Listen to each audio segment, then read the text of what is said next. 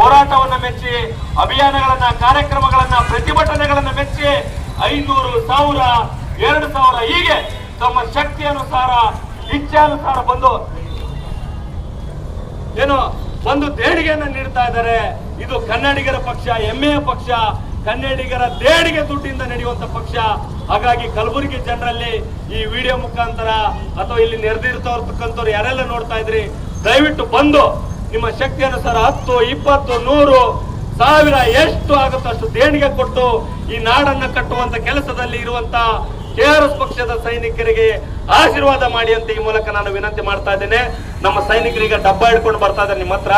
ದಯವಿಟ್ಟು ನಿಮ್ಮ ಶಕ್ತಿ ಅನುಸಾರ ದೇಣಿಗೆ ಕೊಟ್ಟು ಬೆಂಬಲಿಸಿ ಅಂತ ಹೇಳ್ತಾ, ಏನೇ ಆಗ್ಲಿ ಒಳ್ಳೆಯದನ್ನೇ ಮಾಡಿ, ಒಳ್ಳೆಯದನ್ನೇ ಮಾಡ್ತಾ ಇರಿ ಅಂತ ಹೇಳ್ತಾ, ಕರ್ನಾಟಕ ರಾಷ್ಟ್ರ ಸಮಿತಿ ಪಕ್ಷಕ್ಕೆ, KRS ಪಕ್ಷಕ್ಕೆ, ನಾಡ ಯೋಧ SS ಲಿಂಗೇಗೌಡರಿಗೆ, ರವಿಕೃಷ್ಣ ರೆಡ್ಡಿ ಅವರಿಗೆ, ಕನ್ನಡ ಭುವನೇಶ್ವರಿಗೆ, ಸಿರಿಗನ್ನಡಂ ಗೆಲ್ಲಿಗೆ, ಸಿರಿಗನ್ನಡಂ ಗೆಲ್ಲಿಗೆ. ಗರೀಬರಿಗೆ ಲಾಭ ಸರ್ಕಾರಕ್ಕೆ ಲಾಭ ಸರ್ ಏನಿದೆ ಸರ್? ಮೊದಲನೇದಾಗಿ ನಾವು ಯಾವುದೇ ವೈಯಕ್ತಿಕ ಲಾಭಕ್ಕಾಗಿ ಆಗಲಿ, ನಮ್ಮ ಮನೆ ಅಥವಾ ನಮ್ಮ ಕುಟುಂಬದ ಲಾಭಕ್ಕಾಗಿ ಮಾಡ್ತಾ ಇಲ್ಲ. ಇಡೀ ರಾಜ್ಯದ ಸರ್ವಾಂಗೀಣ ಅಭಿವೃದ್ಧಿಗಾಗಿ, ಕನ್ನಡಿಗರ ಏಳಿಗೆಗಾಗಿ ಮಾಡುವಂಥ ಅಭಿಯಾನದಲ್ಲಿ ನಾವಿದ್ದೀವಿ. ಇವತ್ತು ಸಮಾಜ ಅನ್ನುವಂಥದ್ದು ತುಂಬ ಹಾಳಾಗೋಗಿದೆ. ನಮ್ಮನ್ನು ಆಳುವಂಥ JCB ಪಕ್ಷದ ನಾಯಕರುಗಳು ಎಲ್ಲ ರೀತಿಯಾದಂಥ ದುರ್ವ್ಯವಸ್ಥೆಯನ್ನು, ದುರಾಡಳಿತವನ್ನು ಮತ್ತು ಅವರು ಮಾಡುವಂಥ ಯಾವುದೇ ಕಾನೂನು ಬಾಹಿರ ಚಟುವಟಿಕೆಗಳನ್ನು ಮಾಡಿ ಇವತ್ತು ವಿಶೇಷವಾಗಿ ಕರ್ನಾಟಕದಲ್ಲಿ ಮತ್ತು ಕಲಬುರಗಿ ಜಿಲ್ಲೆಯಲ್ಲಿ ರಾಜಕೀಯ ಅನ್ನುವಂಥದ್ದು ತೀರಾ ಹಾಳಾಗೋಗಿದೆ. ಇವತ್ತು ಸಾರ್ವಜನಿಕರಾಗಲಿ, ಬಡವರಾಗಲಿ ನೋಡಿ, ಬಡವರು ಇವತ್ತು ಅವ್ರಿಗೆ ಕನಿಷ್ಠ ಪಕ್ಷ ಸರ್ಕಾರದಿಂದ ಸಿಗಬೇಕಾದಂಥ ಮೂಲಭೂತ ಸೌಲಭ್ಯಗಳು ಸಿಗ್ತಾ ಇಲ್ಲ. ಸರ್ಕಾರದ ಯಾವುದೇ ಯೋಜನೆಗಳು ಸಿಗ್ತಾ ಇಲ್ಲ. ಆ ಯೋಜನೆಗಳು, ಮೂಲಭೂತ ಸೇವೆ ಸೌಕರ್ಯಗಳು ಯಾರು ಪಾಲಾಗ್ತಾ ಇದ್ದಾವೆ ಅಂತಂದರೆ JCB ಪಕ್ಷಗಳನ್ನು ಹಿಂಬಾಲಿಸುವಂಥ ಅಥವಾ ಅವರ ಬಕೀಟೆಗಳನ್ನು ಹಿಡಿದು ಅಥವಾ ಅವರ ಬೂಟನ್ನು ನೆಕ್ಕುವಂಥ ಮಧ್ಯವರ್ತಿಗಳ ಪಾಲಾಗ್ತಾ ಇಂಥ ಬಡವರಿಗೆ, ಮುಗ್ಧರಿಗೆ, ಹಿಂದುಳಿದವರಿಗೆ ಯಾವುದೇ ಕಾರಣಕ್ಕೆ ಆಗ್ತಾ ಇಲ್ಲ. ಹಾಗಾಗಿ ಅವ್ರನ್ನ ಜಾಗೃತಿ ಮಾಡಬೇಕು, ಅವರ ಹಕ್ಕುಗಳನ್ನು ತಿಳಿಸಬೇಕು, ಅವರಿಗೆ ಒಂದು ಶಕ್ತಿಯನ್ನು ತುಂಬಬೇಕಂತೇಳಿ ಇವತ್ತು ಕರ್ನಾಟಕ ರಾಷ್ಟ್ರ ಸಮಿತಿ ಪಕ್ಷ ಇಡೀ ರಾಜ್ಯಾದ್ಯಂತ ಈ ಥರದ ಅಭಿಯಾನವನ್ನು ಮಾಡ್ತಾ ಇದ್ದೀವಿ.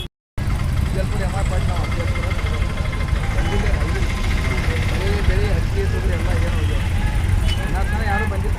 ಅಂದರೆ ಒಂದು ಲಾಭ ಆಗ್ಬೇಕಂತ ನಾವು ಹೋರಾಟ ಮಾಡ್ತೀವಿ. ಇತ್ತೀಚೆಗೆ ಒಂದು 10-15 ದಿನ ಹಿಂದೆ ಭಾರಿ ಮಳೆಯಿಂದಾಗಿ, ಅತಿವೃಷ್ಟಿಯಾದ ಮಳೆಯಿಂದಾಗಿ ಇವತ್ತು ರೈತರಿಗೆ ಹೊಲಗಳು, ಅವ್ರು ಬಿತ್ತಿದಂಥ ಜೋಳ, ಕಡಲೆ, ತೊಗರಿ, ಯಾವುದೇ ರೈತರ ಬೆಳೆಗಳು ಇವತ್ತು ಸಂಪೂರ್ಣವಾಗಿ ಹಾಳಾಗೋಗಿದ್ದಾವೆ. ಇವತ್ತು ಕಾಂಗ್ರೆಸ್ ಅವರು ಬಂದರು, BJP ಅವರು ಬಂದರು, JDS ಅವರು ಬಂದರು, ಕೇವಲ ಅವ್ರ ಫೋಟೋ ಶೂಟ್ಗೋಸ್ಕರ ಬಂದು ಒಂದು ಫೋಟೋ ತಗೊಂಡು ಇವತ್ತು ಇಷ್ಟು ಹಾನಿಯಾಗಿದೆ, ಇಷ್ಟು ನಷ್ಟ ಆಗಿದೆ ಅಂತೇಳಿ ಫೇಸ್ಬುಕ್ಕಲ್ಲಿ ಅಥವಾ ಸಾಮಾಜಿಕ ಜಾಲತಾಣಗಳಲ್ಲಿ ಬರೆದು ಹಾಕ್ತಾರೆ ವಿನಃ ಅದಕ್ಕೆ ಮೂಲಭೂತವಾಗಿ ಬೇಕಾದಂಥ ಸೇವೆಯಾಗಲಿ, ಮೂಲಭೂತವಾಗಿ ಸಿಗಬೇಕಾದಂಥ ಪರಿಹಾರ ಕೊಡಲಿಕ್ಕೆ ಹಿಂದೇಟ್ ಆಗ್ತಾ ಇದ್ದಾರೆ. ಒಂದು ವೇಳೆ ಕೊಟ್ಟರೂ ಕೂಡ ಅದು ಏನದು ಬಾಯಿಗೆ ಹತ್ತುತ್ತೆ, ಹೊಟ್ಟೆಗೆ ಹತ್ತಲ್ಲ. ನಮ್ಮ ಭಾಗದಲ್ಲಿ ಏನು ಹೇಳ್ತಾರೆ, ಬಾಯಿಗೆ ಹತ್ತುತ್ತೆ, ಹೊಟ್ಟೆಗೆ ಹತ್ತಲ್ಲ. ಅಂದರೆ ಇವತ್ತು 16,000 ಎಕರೆಗೆ 16,000 ರೂಪಾಯಿ ಖರ್ಚು ಮಾಡಿ ಬೆಳೆದಂಥ ಒಬ್ಬ ರೈತ ಇವರು ಪರಿಹಾರದ ನೆಪದಲ್ಲಿ ಕೇವಲ 5,000 ಕೊಟ್ಟೆ, 6,000 ಕೊಟ್ಟೆ ಅಂತೇಳಿ ಇಷ್ಟು ಕೊಟ್ಟು ರೈತರನ್ನ ತಣ್ಣಗೆ ಮಾಡುವಂಥ ಕೆಲಸದಲ್ಲಿ ಕೈ ತೊಳೆಯುವಂಥ ಕೆಲಸ ಮಾಡ್ತಾ ಇದ್ದಾರೆ. ಆದರೆ ಇವತ್ತು ರೈತ ಶಕ್ತಿ ಅನ್ನುವಂಥದ್ದು ಎಚ್ಚೆತ್ತುಕೊಳ್ತಾ ಇದೆ. ಅದು ಕಾಂಗ್ರೆಸ್ ಆಗಲಿ, BJP ಆಗಲಿ, JDS ಆಗಲಿ, ಅವ್ರು ಮಾಡುವಂಥ ನಾಟಕಗಳನ್ನು ಕಣ್ಣಾರೆಯಾಗಿ ಕಾಣ್ತಾ ಇದ್ದಾರೆ. ಮುಂದಿನ ದಿನಮಾನಗಳಲ್ಲಿ ಇವತ್ತು ಪ್ರಾಮಾಣಿಕವಾದಂಥ ಮತ್ತು ರೈತ ಪರವಾದಂಥ ಕಾರ್ಯಗಳನ್ನು ಮಾಡುವಂಥ KRS ಪಕ್ಷಕ್ಕೆ ಬೆಂಬಲಿಸ್ತಾರೆ. ನಮಗೆ ಆ ಒಂದು ಧೈರ್ಯ ಮತ್ತು ಆ ಒಂದು ನಂಬಿಕೆ. ಯಾಕಂದರೆ ನಾವು ಇಡೀ ರಾಜ್ಯಾದ್ಯಂತ ಸುತ್ತಾಡ್ತಾ ಇದ್ದೀವಿ. ರೈತರೆಲ್ಲರೂ ಒಗ್ಗಟ್ಟಾಗ್ತಾ ಇದ್ದಾರೆ. ರೈತರೆಲ್ಲರೂ ಮುಂದಿನ ದಿನಮಾನಗಳಲ್ಲಿ KRS ಪಕ್ಷಕ್ಕೆ ಬೆಂಬಲಿಸ್ತಾರೆ ಅನ್ನುವಂಥ ವಿಶ್ವಾಸ ಮತ್ತು ನಂಬಿಕೆ ನಮ್ಮಲ್ಲಿದೆ. ಸರ್ ಮುಂದೆ ಎಷ್ಟನೇ ತಾರೀಕು ಮತ್ತೆ ಹೋರಾಟ? ಈ ಹೋರಾಟ ಈ ತಿಂಗಳ ಕೊನೆಯವರೆಗೂ ಈ ಆಂದೋಲನ ಮುಂದುವರಿಯುತ್ತದೆ. ನವೆಂಬರ್ 1ರಂದು ಬೆಂಗಳೂರಿನ ಸ್ವಾತಂತ್ರ್ಯೋತ್ಸವ ಉದ್ಯಾನದಲ್ಲಿ ಕನ್ನಡಿಗರ ಬೃಹತ್ ಸಭೆ ಇದೆ.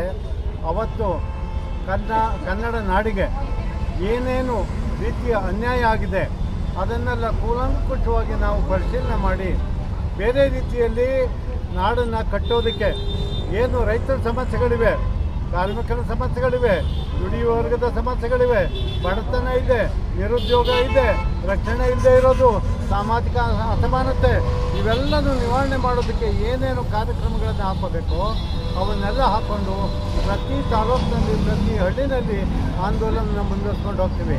ನಾನು ಜೋಗನಹಳ್ಳಿ ಗುರುಮೂರ್ತಿ, ನಾನು ರೈತ ಘಟಕದ ರಾಜ್ಯಾಧ್ಯಕ್ಷ. ನನ್ನ ಕಲ್ಪನೆ ಏನಪ್ಪ ಅಂದರೆ ನಮ್ಮ ಪಕ್ಷದ ಪ್ರಣಾಳಿಕೆ ಏನಾಗಿದೆ ಅಂದರೆ ವೈಜ್ಞಾನಿಕ ವ್ಯವಸಾಯ, ವೈಜ್ಞಾನಿಕ ಬೆಲೆ ನಿಗದಿ, ವೈಜ್ಞಾನಿಕ ಇನ್ಶೂರೆನ್ಸ್ ಅಂದರೆ ಬೆಳೆ ವಿಮೆ. ಆ ರೀತಿಯಲ್ಲಿ ಮಾಡಿದಾಗ ಯಾವ ರೀತಿಯಲ್ಲಿ ಬೆಳೆ ನಷ್ಟ ಆದರೆ ಅವನಿಗೆ ಪರಿಹಾರ, ಕೈ ತುಂಬ ಪರಿಹಾರ ಸಿಗಬೇಕು. ಆ ರೀತಿ ಒಂದು ವ್ಯವಸ್ಥೆಯನ್ನು ಮಾಡ್ತೀವಿ. ಆಗ ರೈತರಿಗೆ ಯಾವ ಕಾರಣಕ್ಕೂ ಬಡತನ ಬರೋದಿಲ್ಲ, ಅವ್ರಿಗೆ ಅನ್ಯಾಯ ಆಗೋದಿಲ್ಲ, ಮೋಸ ಆಗೋದಿಲ್ಲ. ಆ ಕಾರಣದಿಂದಾಗಿ ಅವರು ಯಾವತ್ತೂ ಕೂಡ ನೆಮ್ಮದಿಯಾಗಿರ್ತಾರೆ. ನಿಜವಾಗ್ಲೂ ದೇಶಕ್ಕೆ ಅನ್ನ ಕೊಡುವಂಥ ಜನ, ಈ ದೇಶಕ್ಕೆ ಅವನೇ ದೇವರು, ಅನ್ನದೇವರು ಅವನು. ಆ ಅನ್ನದೇವರ ಮಕ್ಕಳು ನಾವೆಲ್ಲ ರೈತರು. ನಾವು ಹೆಚ್ಚು ನಾವು ಕೊಟ್ಟರೆ ದೇಶಕ್ಕೆ ಸಂಪತ್ತನ್ನು ನೀಡ್ತಾ ಇರೋರೇ ನಾವು, ತೆರಿಗೆಯನ್ನು ನೀಡ್ತಾ ಇರೋರು ನಾವು. ಅವರನ್ನು ಸುಖವಾಗಿರೋದಕ್ಕೆ ಏನೇನು ಬೇಕು ಅವೆಲ್ಲ ಕಾರ್ಯಕ್ರಮಗಳು ನಮ್ಮ ಸಭೆ ಒಳಗೆ ಲಾಸ್ ಆಗಿದ್ದಾವೆ. ಅದನ್ನು ಅಧಿಕಾರ ಆ ಬೀಗವನ್ನು ಬಿಚ್ಚಿಸ್ತೀವಿ.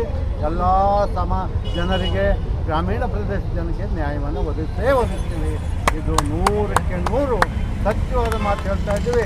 ನಮ್ಮ ಜೀವ ಅಂತಿಮದವರೆಗೆ ನಾವು ಹೋರಾಟ ಮಾಡ್ತೀವಿ, ಅದನ್ನು ಸಾಧಿಸಿ ತೋರಿಸ್ತೀವಿ. ಈ ನಾಡನ್ನು ಒಂದು ಸುಖಿ ಸಮಾಜವಾಗಿ ನಿರ್ಮಾಣ ಮಾಡ್ತೀವಿ. ರೈತರದೇ ವಿಚಾರಗಳನ್ನು ಎತ್ಕೊಂಡು ಒಂದು ದೊಡ್ಡ ಸಭೆ ಮಾಡ್ತೀವಿ ನವಂಬರ್ 3 ಮತ್ತು 4ನೇ ವಾರದಲ್ಲಿ, ಅದೇ ಸ್ವಾತಂತ್ರ್ಯ ಉದ್ಯಾನದಲ್ಲಿ. ಆ ನಂತರದಲ್ಲಿ ನಾವು ಗ್ರಾಮೀಣ ಪ್ರದೇಶದ ಎಲ್ಲ ಭಾಗಗಳಲ್ಲಿ ಪ್ರವಾಸ ಮಾಡಿ ಈಗ ಒಂದು ಸುತ್ತು ಬಂದಿದ್ದೀವಿ. ಮತ್ತು ಇನ್ನೊಂದು ಸುತ್ತು ಬಂದು ನೇರವಾಗಿ ಹಳ್ಳಿಗೆ ಹೋಗ್ತೀವಿ, ರೈತರನ್ನ ಸಂಘಟನೆ ಮಾಡ್ತೀವಿ, ಅವ್ರಿಗೆ ವಿಚಾರ ಮುಟ್ಟಿಸಿ ಪರಿಹಾರದ ಮಾರ್ಗ ಏನಿದೆ. ನಾವು ಗಾಂಧೀಜಿ ಹೇಳಿದ್ದು ಗ್ರಾಮ ಸ್ವರಾಜ್ಯ ನಿರ್ಮಾಣ ಹೇಗಾಗಬೇಕು. ನಮ್ಮ ನೀತಿ ಏನಪ್ಪ ಅಂತಂದರೆ ಎಲ್ರಿಗೂ ನ್ಯಾಯವನ್ನು ಒದಗಿಸೋದು. ನ್ಯಾಯವನ್ನು ಒದಗಿಸ್ಬೇಕು ಅಂತಂದರೆ ಸಹಕಾರಿ ವಲಯದಲ್ಲಿ ಮಾತ್ರ ಸಾಧ್ಯ. ಅಲ್ಲಿ ಉದ್ಯೋಗದ ಅವಕಾಶಗಳಿದ್ದಾವೆ ಯುವಕರಿಗೆ. ಮತ್ತು ಅಲ್ಲಿ ಕೈಗಾರಿಕೆ ನಿರ್ಮಾಣ ಮಾಡೋದು, ಕೃಷಿ ಆಧಾರಿತ ಕೈಗಾರಿಕೆಗಳ ನಿರ್ಮಾಣ ಮಾಡೋದ್ರಿಂದ ಹೆಚ್ಚು ಉದ್ಯೋಗ ಅವಕಾಶಗಳು ಸಿಗ್ತವೆ. ಆ ಮೂಲಕ ರೈತರಿಗೆ ಕೂಡ ಒಳ್ಳೆಯ ಸಂಪಾದನೆ ಸಿಗುತ್ತೆ. ಅದನ್ನು ನಾವು ನೇರವಾಗಿ ರೈತರಿಗೆ ಕೊಡ್ತೀವಿ. ಅವರೇ ಬಂಡವಾಳಗಾರರಾಗ್ತಾರೆ. ಅವ್ರಿಗೆ ಅದರಿಂದ ಬಂಡವಾಳ ಹಾಕೋದ್ರಿಂದ ಅದ್ರ ಮೇಲೆ ಡಿವಿಡೆಂಟ್ ಬರುತ್ತೆ.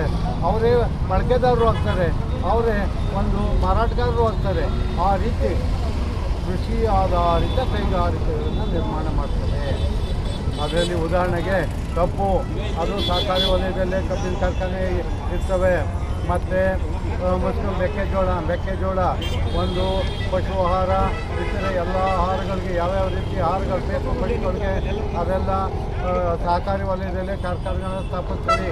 ಮತ್ತು ಹತ್ತಿಯನ್ನು ಕೂಡ ಎಲ್ಲೆಲ್ಲಿ ಬೆಳೀತಾರೆ ಆ ಹತ್ತಿಯನ್ನು ಉಪಯೋಗಿಸ್ಕೊಳ್ಳೋದಕ್ಕೆ ಬಟ್ಟೆ ಕಾರ್ಖಾನೆಗಳು ಅಲ್ಲಲ್ಲೇ ನಾವು ನಿರ್ಮಾಣ ಮಾಡ್ತೀವಿ.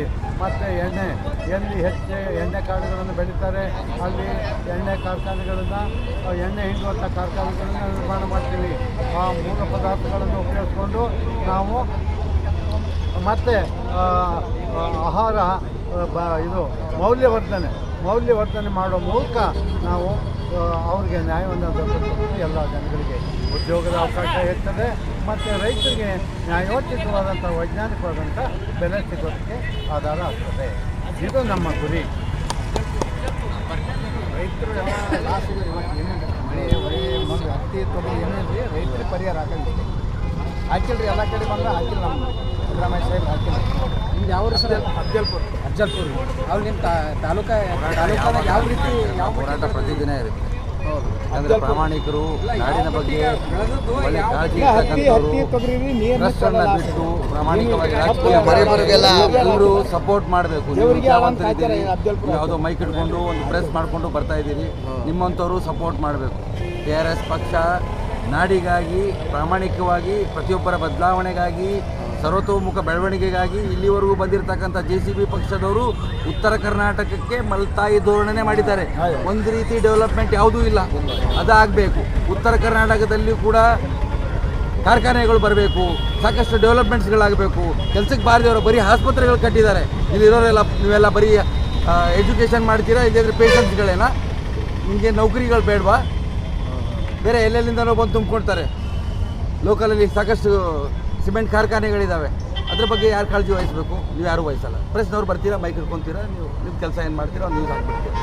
ಮಾಡಿರಿ, ಬನ್ನಿರಿ, ಹೋರಾಟ ಕೈ ಜೋಡಿಸ್ರಿ. ಸಾಕಷ್ಟು ಸಮಸ್ಯೆಗಳದಾವ. ಎಲ್ಲ UP, ಬಿಹಾರ, ಸುಡುಗಾಡು ಎಲ್ಲಿಂದನೋ ಬಂದು ಸೇರ್ತಾ ಇದಾರೆ. ಲೋಕಲ್ ಅವ್ರಿಗೆ ಕೆಲಸಗಳು ಸಿಗ್ತಾ ಇಲ್ಲ. ಹೊರಗಡೆ ಅವರು ಬಂದ್ಬಿಟ್ಟು ಕಬ್ಜಾ ಮಾಡ್ತಾರೆ. ಇಲ್ಲಿ ಆದರೆ ಬೀದಿ ಪಾಲಾಗುತ್ತೆ ಕರ್ನಾಟಕ. ಮುಂದೆ ಬರೋ ದಿನಗಳಲ್ಲಿ ನಾವು ಯಾರು ಇನ್ವಾಲ್ವ್ ಆಗಲಿಲ್ಲ ಅಂತಂದರೆ ಬನ್ನಿರಿ, ಸಪೋರ್ಟ್ ಮಾಡಿರಿ, ಹೇಳ್ರಿ, ನಿಮ್ಮ ಸುತ್ತಮುತ್ತಲು ಇರೋರಿಗೆ ಹೇಳ್ರಿ. ನಾಡಿನ ಬಗ್ಗೆ ಒಂದು ಸರ್ವತೋಮುಖ ಬೆಳವಣಿಗೆಗೆ ಇಲ್ಲಿ ತನಕ ಏನು ಕೊಳ್ಳೆ ಹೊಡೆದಿದ್ದಾರಲ್ಲ, ಅವರು ಹೊಟ್ಟೆಗೆ ಅನ್ನನೇ ತಿಂತಾರೆ.